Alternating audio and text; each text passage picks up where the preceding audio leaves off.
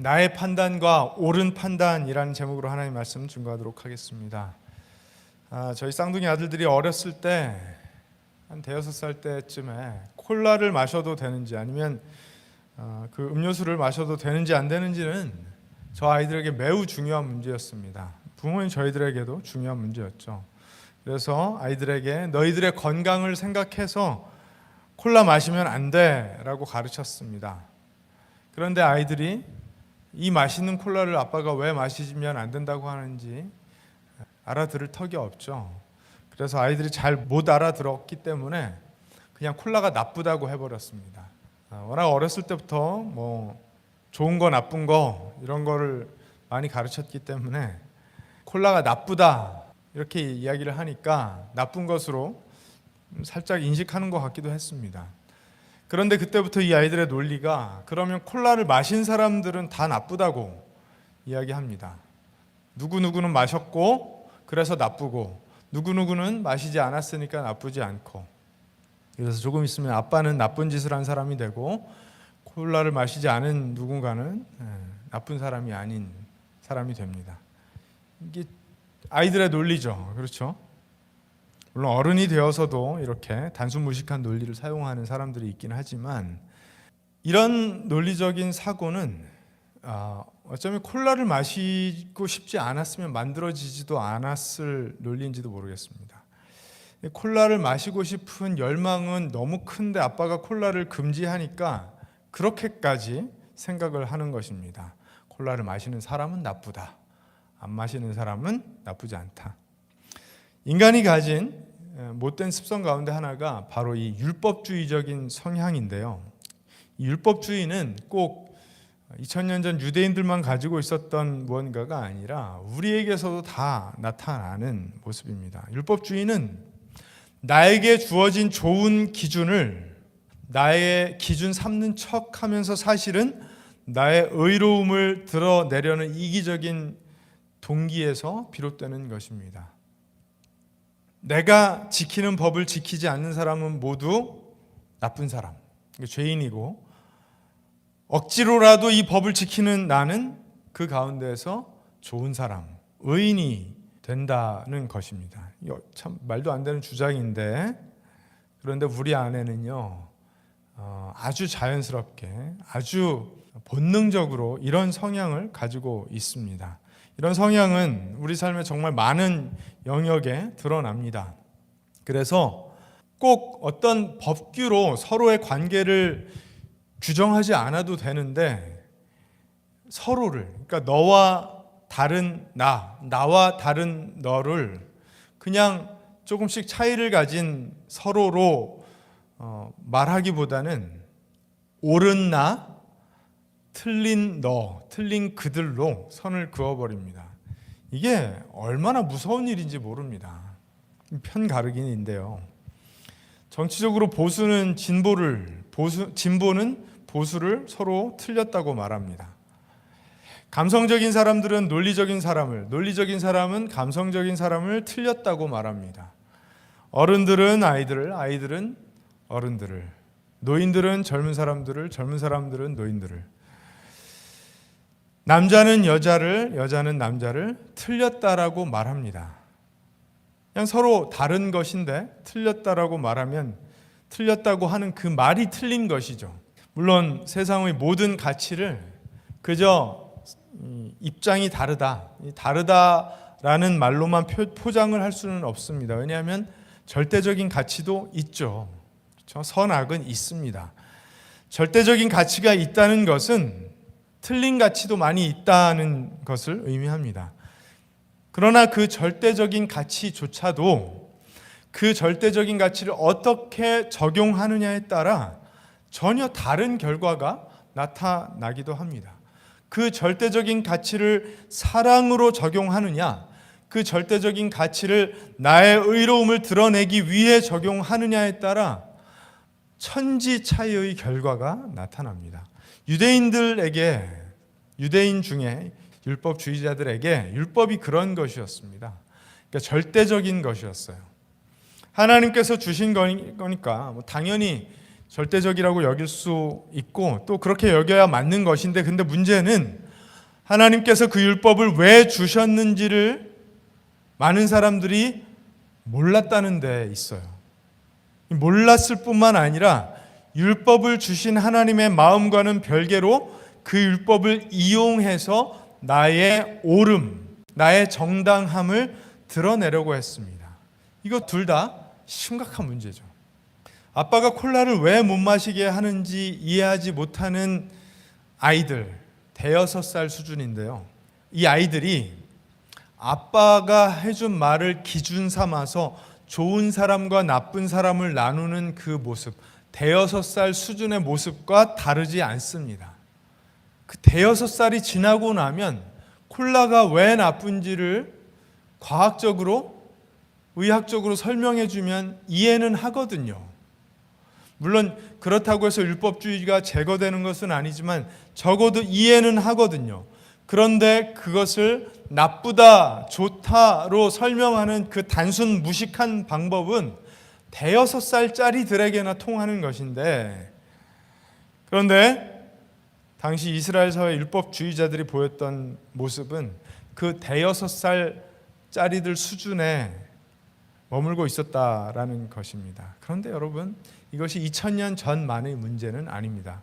요즘 우리가 뉴스를 보면은요, 뉴스에 나와서 이게 문제다, 저게 문제다 말하는 사람들의 논리를 들어보면 그냥 저 사람들은 저래서 나쁜 사람들이고 저 사람들은 저래서 좋은 사람들, 아니 우리는 이래서 좋은 사람들이고 그들은 모두 저래서 나쁜 사람들이라고 말하는 어처구니 없는 논리를 우리가 지금도 듣고 있습니다.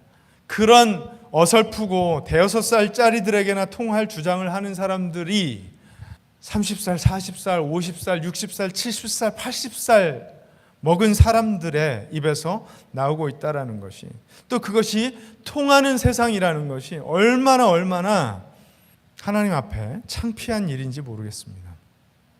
이것이 작게는 개인 간의 갈등으로, 크게는 사회적으로, 더 크게는 국가적 대립으로 나타나고 있다라는 것을 우리는 매일 보고 있습니다. 우린 지금 우리가 살아가고 있는 이 미국 땅에서 이 문제를 너무나 심각하게 경험하고 있는 중입니다. 그래서 저는 오늘 요한복음 말씀 가운데 이 유대인들의 율법주의적 성향이 율법을 만드시고 율법을 주셨으며 또 율법의 완성자 되시는 그 예수님을 죽이기로 모의하는 상황에까지 이르게 했다라는 사실을 저와 여러분이 함께 보면서 우리가 지금 지나고 있는 이 시절이 얼마나 가슴 아픈 시절인지, 얼마나 위험한 시절인지 자각하고 통감하면서 우리 그리스도인들, 복음을 받아든 우리 그리스도인들이 이 율법주의 시절에 어떤 모습으로 살아내야 될지를 깊게 고민해보는 그런 시간 갖기를 원합니다. 오늘 본문 말씀을 통해서 과연 당시 율법주의자들의 모습은 어떠했는가, 또 그들의 동기는 무엇이었는가, 그리고 하나님은 어떤 해결책을 제시하셨는가를 살펴보려고 합니다. 이미 읽은 말씀이지만 제가 요한복음 7장 14절에서 24절까지의 말씀을 다시 한번 읽어드리겠습니다. 명절이 중간에 접어들었을 즈음에 예수께서 성전에 올라가서 가르치셨다. 유대 사람들이 놀라서 말하였다. 이 사람은 배우지도 않았는데 어떻게 저런 학식을 갖추었을까? 예수께서 그들에게 대답하셨다. 나의 가르침은 내 것이 아니라 나를 보내신 분의 것이다. 하나님의 뜻을 따르려는 사람은 누구든지 이 가르침이 하나님에게서 난 것인지 내가 내 마음대로 말하는 것인지를 알 것이다. 자기 마음대로 말하는 사람은 자기의 영광을 구하지만 자기를 보내신 분의 영광을 구하는 사람은 진실하며 그 사람 속에는 불의가 없다. 모세가 너희에게 율법을 주지 않았느냐? 그런데 너희 가운데 그 율법을 지키는 사람은 한 사람도 없다. 어찌하여 너희가 나를 죽이려고 하느냐? 무리가 대답하였다. 당신은 귀신이 들렸소. 누가 당신을 죽이려고 한다는 말이오? 예수께서 그들에게 말씀하셨다. 내가 한 가지 일을 하였는데 너희는 모두 놀라고 있다. 모세가 너희에게 할례법을 주었다. 이 부분이 이제 요한이 첨가한 부분이라고 보면 됩니다. 사실 할례는 모세에게서 비롯한 것이 아니라 조상들에게서 비롯한 것이다. 이 때문에 너희는 안식일에도 사람에게 할례를 준다. 모세의 율법을 어기지 않으려고 사람이 안식일에도 할례를 받는데 내가 안식일에 한 사람의 몸 전체를 성하게 해 주었다고 해서 너희가 어찌하여 나에게 분개하느냐. 겉모양으로 심판하지 말고 공정한 심판을 내려라. 이 율법주의자들의 모습은 어떠했습니까? 율법주의자들의 모습은 모순적이게도 율법을 지키지 않는 모습이었습니다. 19절에 보니까 예수님께서 모세가 너에게 율법을 주지 않았느냐? 그런데 너희 가운데 그 율법을 지키는 사람은 한 사람도 없다. 아유, 주님 그래도요. 몇 사람은 있지 않겠습니까? 그런데 예수님께서 말씀하세요. 너희 가운데 그 율법을 지키는 사람은 한 사람도 없다. 어찌하여 너희가 나를 죽이려고 하느냐. 그 18절에 보니까요. 자기 마음대로 말하여 자기 영광을 구하는 사람들이었다라고 주님께서 말씀하십니다. 자기 마음대로 말하여 자기의 영광을 구했다라는 것은 자기 마음대로 율법에 대한 해석을 하여서 나는 율법을 지키는 의로운 사람이지만 너희들, 당신들은 율법을 지키지 않는 죄인들이라고 사람들을 정죄하는 사람들이 있었던 것입니다. 그래서 율법을 지킨다고는 하지만 그래서 하나님의 영광을 구하는 것처럼 말하지만 사실은 자기의 영광을 구하는 바람에 율법을 주신 하나님의 영광과는 멀어져 있었습니다. 그들은 자신들의 한계와 모순을 보지 못하는 사람들이었어요. 율법을 완벽하게 지킬 수 없다는 자신들의 한계, 그리고 율법을 지키지 못하면서도 율법을 지킨다 말하는 그런 판단을 하는 자신들의 모순, 이 두 가지를 보지 못했습니다. 그것은 율법의 동기, 하나님께서 율법을 주신 동기를 애초에 몰랐거나 관심이 없었거나 또는 망각했거나 그런 것이었던 것이죠. 콜라를 마시지 말라고 하는 아빠의 마음은 상관이 없이 콜라가 너무 맛있는데 마시지 말라는 법을 줬으니까 마시지는 않지만 사실은 마시고 싶은 아이들의 마음. 그렇지만 마시지 않기 때문에 이제 당당하고 마시는 사람들은 나쁜 사람들이라고 판단하는 모습. 너무 똑같지 않습니까? 딱 수준이 거기까지이지 않습니까? 다른 사람에게 불의한 잣대를 들이대는 그 율법자들의 모습에 대하여 예수님께서 친히 경험하신 이야기를 21절부터 24절에 하고 계십니다. 예수님께서 얼마 전에 그 베데스다 못에 누워서 그 물에 들어가기를 기다리고 있었던 사람을 고쳐주신 일이 있었습니다. 이 사람은 38년 동안 병자로 살면서 누군가가 자신을 들어서 그 베데스다 연못에 넣어주기만을 기다렸습니다. 왜냐하면 그곳에는요 그런 미신이 있었거든요. 그 연못에 물이 찰 때, 못에 물이 찰 때 누군가가 그 병자를 들어서 못에 넣어주면 첫 번째로 못에 들어간 사람이 병을 낫게 된다. 이런 미신이 있었기 때문에 이 사람이 그 베데스다 못가에 누워 있었는데 38년 동안 병이 낫지 못한 사람을 예수님께서 고쳐서 일어나 걸어가게 해주십니다. 그런데 그날이 안식일이었어요. 그래서 내내 누워있던 이 사람이 신나서 일어나서 자신이 누워있던 그 매트를 들고 걸어가는 것을 보고 사람들이 묻습니다. 아니 안식일에 그걸 들고 걸어가면 안 되는 걸 모릅니까? 왜 안식일에 일을 합니까? 이 사람들은 그 병자가 38년 동안 누워 있었다라는 사실, 그리고 그가 38년 만에 나음을 얻었다는 사실에 감동이 없어요. 너무 절망 가운데 있던 사람이 갑자기 일어나서 이제 소망을 살아내게 된 그 사실, 그 사람을 사랑하는 마음, 사람을 긍휼히 여기는 마음, 이런 게 하나도 없이 단순히 테크니컬하게 안식일에 왜 자기 누워있던 자리를 들고 걸어가는지 그 문자적 해석에 그리고 사람을 정죄하는 일에 관심이 있었습니다. 그러자 이 사람이 예수라는 사람이 나를 낫게 했다라고 사람들에게 이야기하자, 이 예수라는 사람은 안식일에 사람을 고치는 일, 즉 몸이 낫는 일을 하면 안 된다라는 사실을 모르는가? 어떻게 안식일에 사람을 낫게 하는 일을 할 수 있는가? 이렇게 예수님을 박해하면서 예수님을 죽일 모의를 하기 시작합니다. 그 일을 두고 예수님께서 말씀하시는 거예요. 내가 한 일을 두고 너희들은 왜 깜짝 놀라서 나를 죽이려고 하느냐?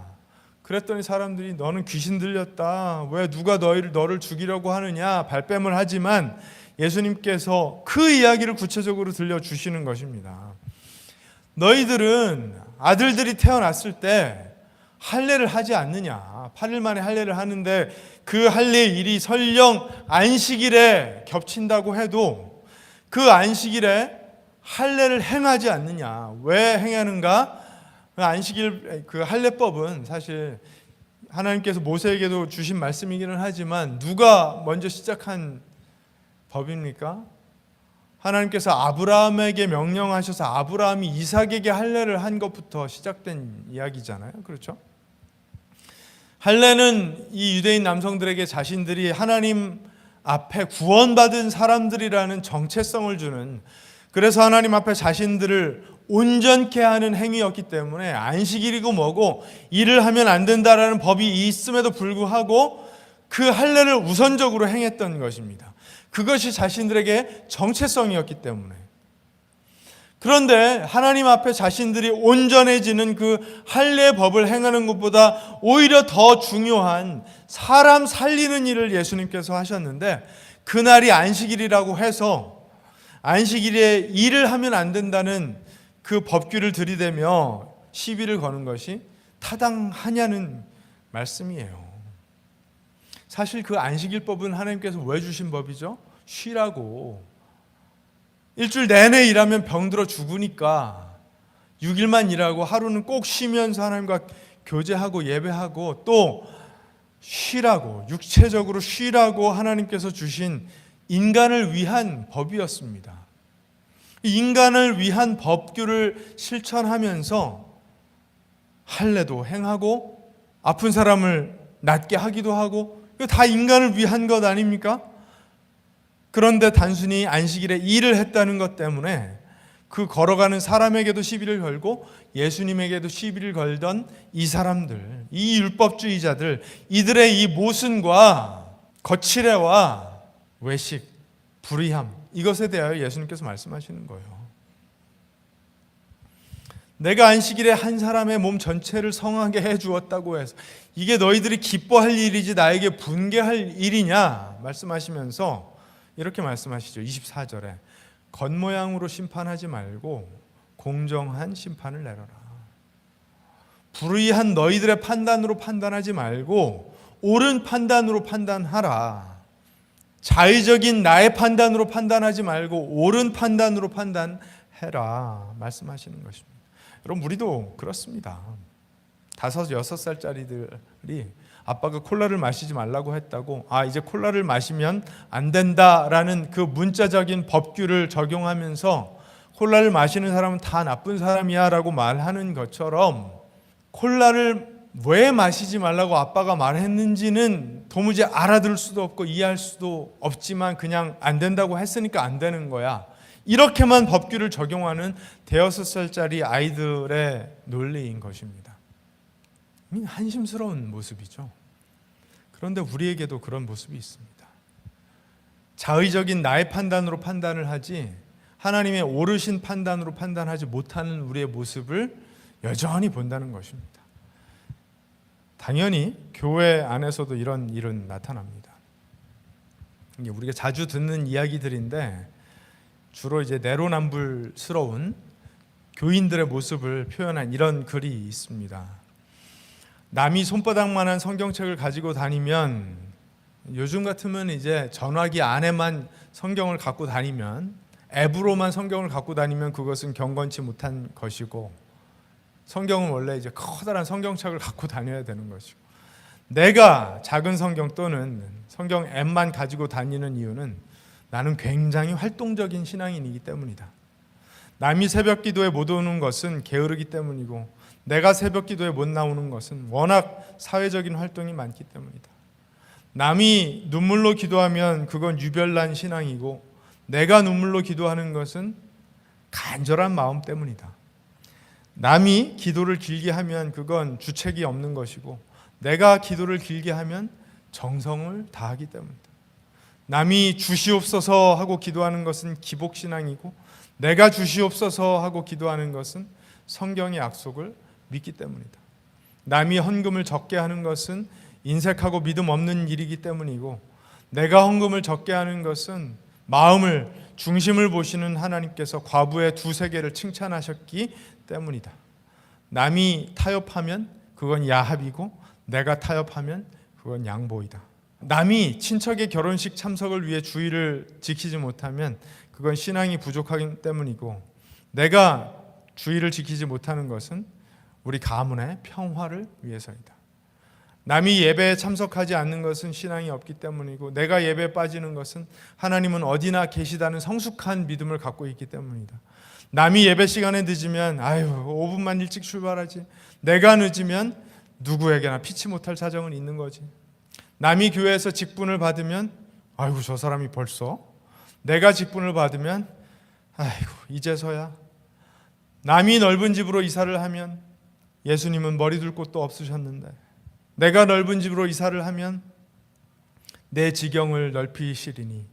남이 교회에 올 때 화장을 하는 것은 사치하기 때문인 것이고, 내가 교회 갈 때 정성 들여 화장을 하는 것은 최소한의 에티켓이고, 남이 예배 시간에 졸면 시험에 들지 않게 일어나 기도하라는 말씀이 생각나고, 내가 졸면 여호와께서 그 사랑하시는 자에게 잠을 주시는도다라는 말씀이 떠오른다. 주로 이제 우리 교인들의 내로남불, 내가 하면 로맨스, 남이 하면 불륜의 논리의 모습들을 풍자한 내용인데요. 근데 안타깝게도 실제로 이런 사람들이 있죠. 그렇죠? 나름대로 교회 안에 정착된 문화와 전통과 가치 기준들을 갖기 때문에 이런 판단들을 하는 것인데, 그 판단, 그 가치 기준, 그 전통 안에 담긴 정신, 하나님께서 그 좋은 전통을 세우게 하신, 좋은 법규를 주신 마음, 동기는 알려고 하지 않는 채 문자적으로만 해석해서 나에게는 유리하게 남에게는 불리하게 적용하는 그 대여섯 살짜리 어린 아이들의 모습이 수십 년 신앙생활을 했다는 사람들의 모습에도 나타나기 때문에 이런 풍자가 돌아다니는 것이라고 생각합니다. 겉으로만 판단하는 사람들, 그 사람들에게 예수님께서 뭐라고 말씀하십니까? 외모로 판단하지 말고 공의롭게 판단하라고 말씀하십니다. 외모로 판단한다는 것은 하나님이 율법을 주신 동기, 그 underneath the surface, 그 표면 아래에 있는 동기를 생각해야 되는 것이고, 어떤 사람이 잘못을 한다면 그 사람이 왜 잘못을 했는지 그 맥락, 그 상황을 판단해 보려고 노력해야 된다라는 거예요. 정말 타당하고 정의롭고 옳은 사랑이 담긴 판단을 하기 위해서는 한참을 헤아려 봐야 된다는 것입니다. 입은 옷으로, 머리 스타일로, 타고 다니는 차로, 억양으로 한번 지각했다고 이런 것들로 판단할 수 없다는 것입니다. 교인들, 교회들이 각자 자기만이 가지고 있는 어떤 신앙의 문화와 전통과 정체성을 지키는 것이 정의롭고 타당한 것이라는, 의로운 일이라는 생각에 빠져서 남을 함부로 판단하는 그 모습을 보이고 있기 때문에 이런 말들이 돌아다니는 것이겠죠. 이런 사람들은요, 자신은 딴에는 대단하게 신앙생활을 하는 것 같지만 사실은 하나님의 마음을 궁금해하지 않는 사람들이라고 주님께서 말씀하시는 것입니다. 외식하는 사람들이다. 외식하는 사람들, 내로남불하는 사람들. 너희들은 십계명에 대한 올바른 이해도 없다. 주님께서 말씀하시는 것입니다. 출애굽기에 보면 하나님께서 이렇게 말씀을 하세요. 너희는 내가 이집트 사람에게 한 일을 보았고 또 어미 독수리가 그 날개로 새끼를 업어 나르듯이 내가 너희를 인도하여 나에게로 데려온 곳도 보았다. 이제 너희가 정말로 나의 말을 듣고 내가 세워준 언약을 지키면 너희는 모든 민족 가운데에서 나의 보물이 될 것이다. 온 세상이 다 나의 것이다. 그러므로 너희는 내가 선택한 백성이 되고 너희의 나라는 나를 섬기는 제사장 나라가 되고 너희는 거룩한 민족이 될 것이다. 하나님께서 이렇게 친히 말씀하셨어요. 지난주에 우리가 살펴본 베드로전서 2장에 베드로 사도가 인용한 말씀이 바로 이 말씀인데, 하나님께서 이 말씀을 주실 때 너희가 정말로 나의 말을 듣고 내가 세워준 언약을 지키면 너희는 모든 민족 가운데서 나의 보물이 될 것이다. 얼마나 가슴이 웅장해지는 말씀입니까? 제가 지난주에도 그렇게 말씀드렸죠. 서로에게 이 표현을 들려주면 축복이 되고 가슴이 웅장해지고 참 기분이 좋아지는 말씀인데 그렇게만 소비되어서는 안 되는 말씀이라고 말씀을 드렸어요. 하나님께서 이 말씀을 주실 때는 이 세상의 타락 속에서 내가 선택한 이 이스라엘이라는 민족이 저들이 대단해서가 아니라 내가 준 의로운 하나님께서 주신 그 말씀을 헤아려 듣고 준행하면, 순종한다는 것은 문자적으로 순종하는 데서 그치지 않고 내가 이 계명을 왜 주었는지를 헤아리고 또 헤아려서 이 법규들의, 이 법조문에 담긴 나의 마음을 헤아려 하나님을 섬기고 서로를 섬긴다면 이 타락한 세상 속에서 이 이스라엘이란 나라가 보물과 같은 나라가 될 것이다 말씀하신 것입니다. 이스라엘은 이것을 자랑거리 삼는 나라가 아니라 이 계명을 순종하는 것을 통하여 하나님의 거룩하심과 사랑을 온 세상에 드러낼 사명을 받았던 민족인 것이죠. 그리고 베드로 사도는 이 말씀을 인용하여서 이제 모든 이반 족속들도 그리스도의 복음을 받아 모퉁이돌 대신 예수 그리스도와 함께 하나님의 집으로 지어지기만 하면, 즉 예수 그리스도를 믿고 하나님 아버지를 아버지라 부른다면 이스라엘처럼 하나님의 거룩하심과 사랑을 세상에 드러내는 하나님의 나라로 세워진다라고 말한 것입니다. 2000년 전에도 그 전에도요. 그리고 지금도 이 하나님께서 주신 법규, 법도 또는 복음에 담아놓은 하나님께서 전하시는 가치, 기준, 이런 것들이 왜 주어졌는지, 어떤 동기로 주어졌는지, 우리가 그것들을 지키고 따르기 위해 어떻게 해야 되는지를 하나도 알려고 하지 않은 채 그냥 문자적인 그 법규만을 나는 지켰으니까 나는 의롭지롱 이렇게 하는 것은 대여섯 살짜리 아이들의 수준을 넘어서지 못하는 모습이라고 예수님께서 2000년 전 그 율법주의자들에게 말씀하시는 것이고 하나님께서 오늘 우리에게 말씀하시는 것입니다. 율법주의자들이 율법을 지키지 못했던 이유는 그들의 동기가 율법주의적 동기였기 때문이에요.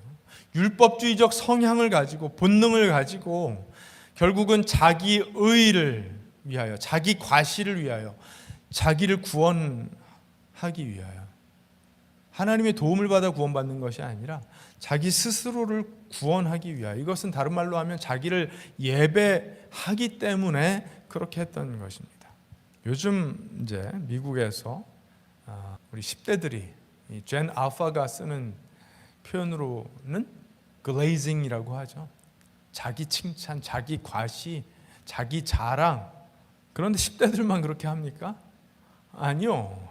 요즘 뉴스에 등장하는 사람들 어떻게 그렇게 그거를 대놓고 뻔뻔스럽게 잘하는지, 나이가 아무리 많아도 바뀌지를 않습니다. 그 동기를 가지고 내가 온전히 용납되지 못하면 어쩌지 하는 두려움이 그 안에 있기 때문에, 그 두려움 때문에 고집을 부리기 시작하고 욕심을 과하게 부리기 시작하고 집착하기 시작하고, 그래서 자기 의를 드러내고 자기를 과시하고 자기를 구원하기 위한 자기 예배에 들어가는 것입니다. 인간의 율법주의적 성향, 대여섯 살짜리 아이들에게 보이지만 80 노인들에게도 보이고요. 누구에게나 보입니다. 거창하게는 예의범절, 인간의 도리, 사회적 통념, 오랫동안 지켜온 전통 이런 것들을 이유 삼아서도 자기 의를 자랑하고요. 작게는 현대인의 에티켓, 어떤 정보, 어떤 지식 이런 걸 가지고도 자기 의를 자랑합니다. 하나님은 우리를 위해서, 인간을 위해서 하나님과 좋은 관계 속에 살라고, 서로가 좋은 관계 속에서 살라고 여러 가지 가이드라인을 많이 주셨는데 그걸 지켰나 못 지켰나 이렇게 지켜보고 있다가 너 안 지켰지? 나는 지켰는데 하면서 정죄하는 도구로 사용하는 우리의 모습은 참 위선적입니다.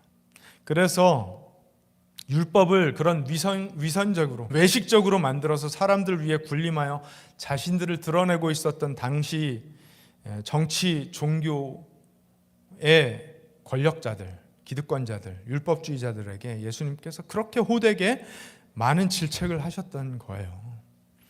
이 이야기는 오늘날 판사들, 검사들, 정치인들, 교수들, 목사들이 들어야 될 이야기라고 생각을 합니다. 또 스스로 의롭다고 생각하는 그 누구라도 들어야 되는 질책이라고 생각합니다. 마태복음 23장에 보면 그 말씀이 너무 많이 기록되어 있죠. 이걸 다 읽어드리려고 보니까 마음이 너무 안 좋아질 것 같아서요. 23장 13절부터 36절까지 쭉 나와 있는데요. 간단하게 25절, 26절, 27절만 읽어드릴게요. 율법학자들과 바리새파 사람들아, 위선자들아, 이 사람들 다 그런 사람들이에요. 당시 공부한 사람들, 종교적으로 힘 있는 사람들, 정치적으로 힘 있는 사람들. 위선자들아, 너희에게 화가 있다. 너희는 잔과 접시의 겉은 깨끗이 하지만 그 안은 탐욕과 방종으로 가득 채우기 때문이다. 왜 율법주의가 횡행합니까? 탐욕 때문이에요. 탐욕. 눈먼 바리새파 사람들아, 먼저 잔 안을 깨끗이 하여라. 그리하면 그 겉도 깨끗하게 될 것이다. 율법학자들과 바리새파 사람들아, 위선자들아, 너희에게 화가 있다. 너희는 회칠한 무덤과 같기 때문이다. 속에는 썩어 들어가는데요. 그것은 겉으로는 아름답게 보이지만 그 안에는 죽은 사람의 뼈와 온갖 더러운 것이 가득하다. 이와 같이 너희도 겉으로는 사람에게 의롭게 보이지만 속에는 위선과 불법이 가득하다.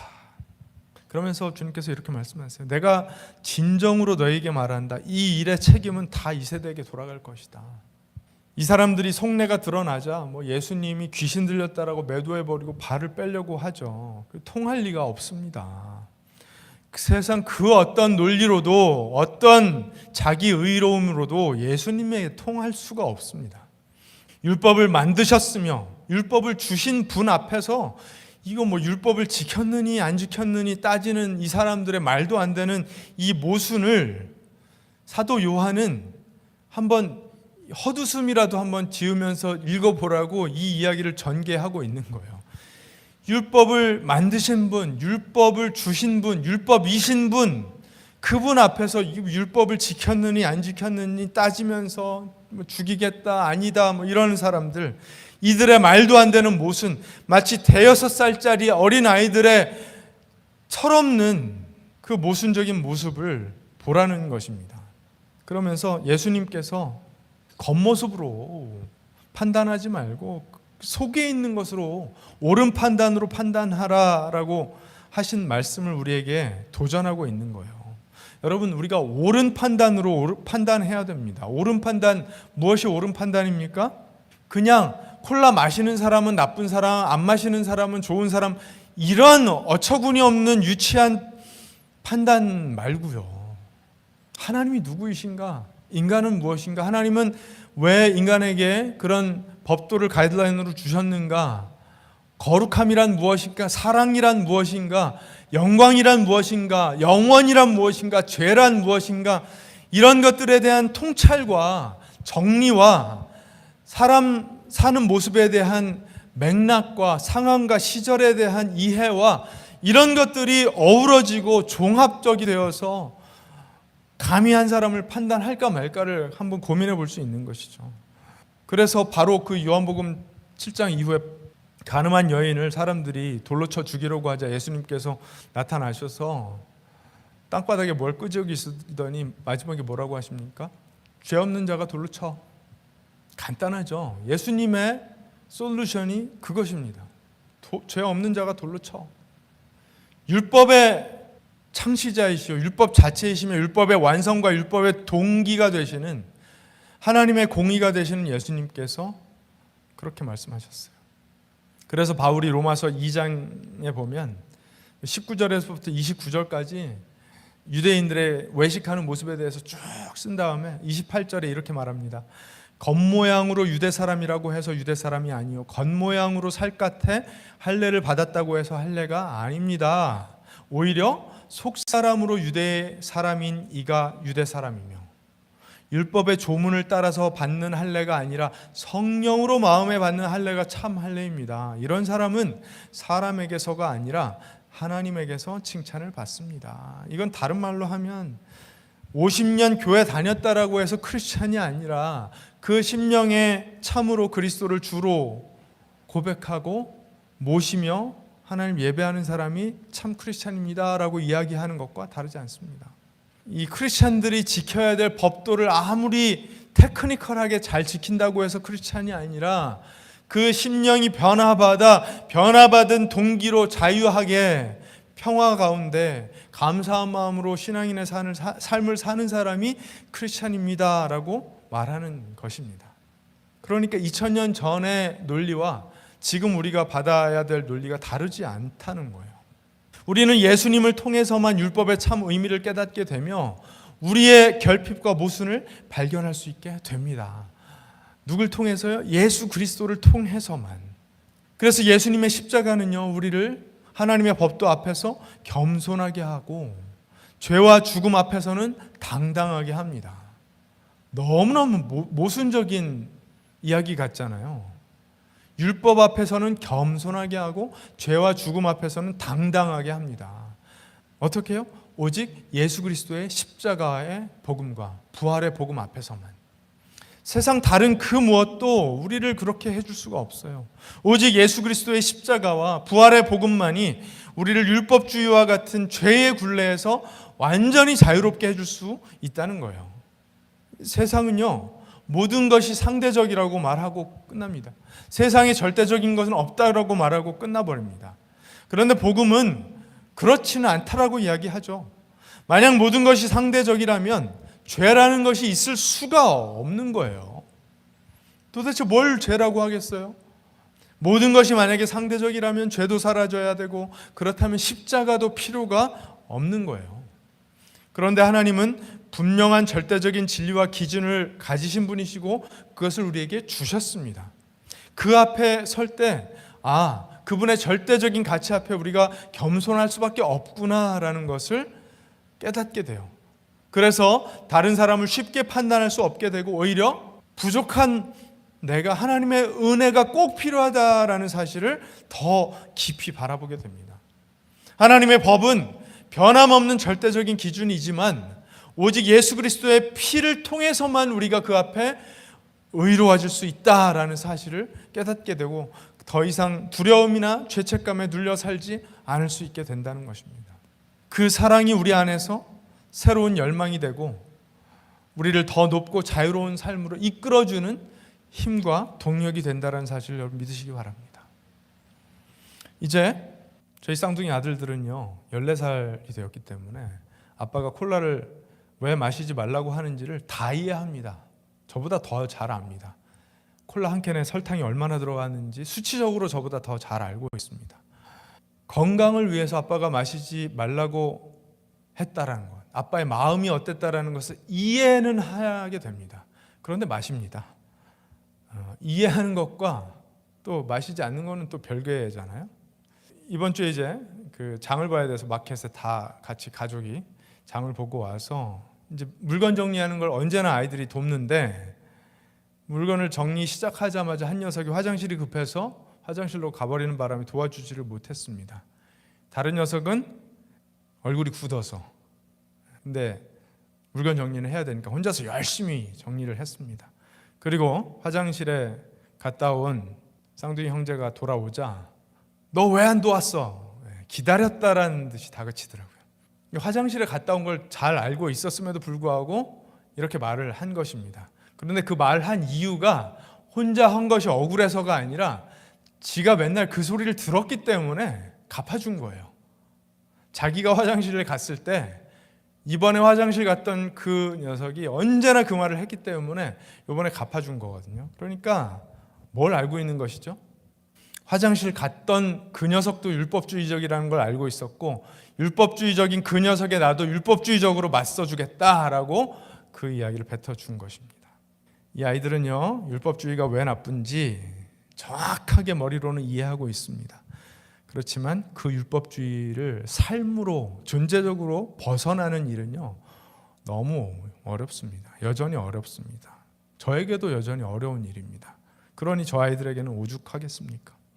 머리로는 다 아는데 삶으로 벗어나는 것은 신앙의 성숙이 따라와야 가능한 일이잖아요. 온 마음으로 존재적으로 삶으로 하나님을 아주 오랫동안 섬기고 따르며 순종하고 실패하고 다시 일어서 보고 삶의 여러 가지 어려운 상황 속에서도 말씀만 붙드는 삶을 살아내보고 오직 믿음으로 그 삶의 역경을 견뎌내보고 그 가운데 실패도 하고 또 성취도 맛보고 하나님 앞에 감사도 해보고 만족도 해보고 평안도 누려보지만 두려움과 분노 속에서 치를 떨어보기도 하고 그 과정을 반복하고 또 반복하고 또 반복하면서 신앙이 성숙하는 가운데 율법주의가 왜 그렇게 나쁜 것인지, 왜 복음을 따라서만 살아야 되는지 그걸 온 마음으로, 온 존재적으로, 온 세포로 경험하고 또 경험해야 조금이라도 나아진 것입니다. 5살 때 단순 무식하게 콜라 마신 사람은 나쁜 거야, 안 마시는 사람은 좋은 거야 라는 그런 유치한 율법주의에서 이제 머리로는 이해하지만 삶에서는 벗어버릴 수 없는 율법주의를 경험하는 14살짜리 아이들이 크게 대단하게 나아졌다라고 할 수는 없을 것 같습니다. 50이 된 아빠도 여전히 율법주의에 허덕이고 있으니 오죽하겠습니까? 그래서 율법주의를 이렇게 비판하는 설교를 하면서도요, 저는 여전히 마음속에 누군가가 자꾸 떠올라요. 율법주의적이죠. 그런데 여러분, 다른 어느 곳에도 해결책이 없습니다. 솔루션이 없습니다. 약이 안 들어요. 어떤 약도 안 듭니다. 오직 그리스도 예수께서 십자가에서 죽으시면서 흘리신 피, 그리고 약속하신 대로 3일 만에 부활하셨다라는 그 복음의 진리만이, 복음의 사건만이, 복음의 능력만이 우리에게 생명을 주는 약이 되어서 우리를 일깨우고 우리를 성숙하게 하고 우리를 하나님 닮은 사람들로 변화시켜 갑니다. 옳음을, 나의 의를 증명하려고 하지 말고 하나님의 사랑을 온 삶으로 끌어안고 살아내는 우리가 되기를 원합니다. 율법의 잣대, 그 외에 어떤 잣대도 들이대기보다는 언제나 예수님의 마음으로 바라보는 그런 우리가 되기를 원합니다. 나의 판단이 아닌 옳은 판단, 복음의 옳은 판단을 할 수 있을 만한 사람들이 되어가는 그런 저와 여러분 되기를 주님의 이름으로 축복합니다. 기도하겠습니다.